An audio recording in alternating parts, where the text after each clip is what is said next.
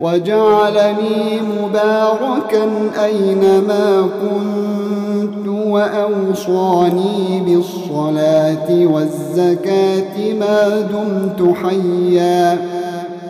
وبرا بوالدتي ولم يجعلني جبارا شقيا والسلام علي يوم ولدت ويوم أموت ويوم أبعث حيا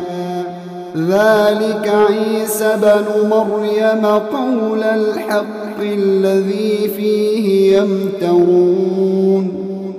ما كان لله أن يتخذ من ولد سبحانه إذا قضى أمرا فإنما يقول له كن فيكون وإن الله ربي وربكم فاعبدوه هذا صراط مستقيم فاختلف الأحزاب من بينهم فويل للذين كفروا من مشهد يوم عظيم أسمع بهم وأبصر يوم يأتوننا لكن الظالمون اليوم في ضلال مبين وأنذرهم يوم الحسرة إذ قضي الأمر وهم في غفلة وهم لا يؤمنون إنا نحن نرث الأرض ومن عليها وإلينا يرجعون واذكر في الكتاب إبراهيم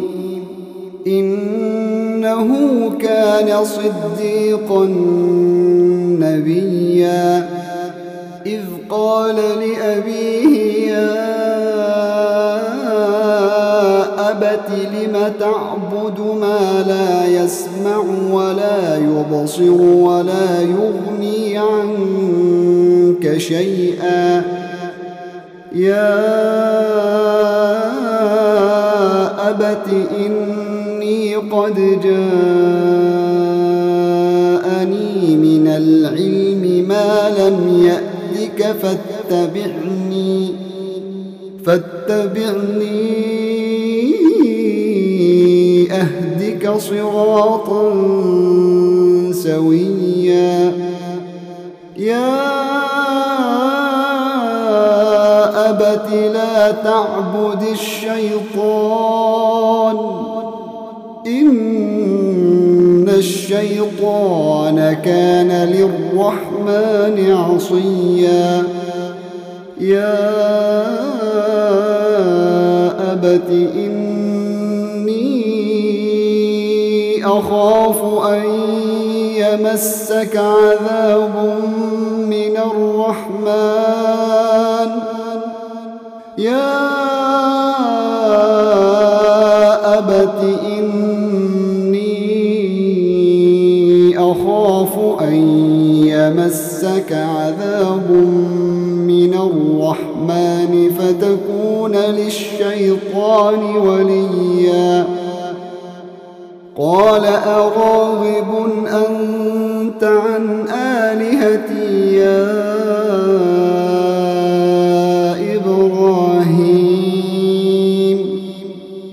لئن لم تنته لأرجمنك واهجرني مليا قال سلام عليك سأستغفر لك ربي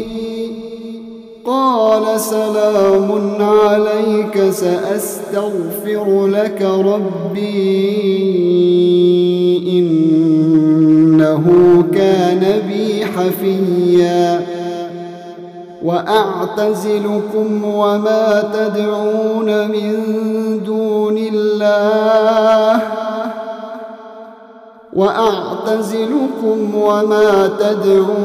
من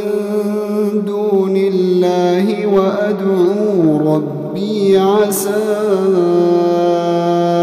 ألا أكون بدعاء ربي شقيا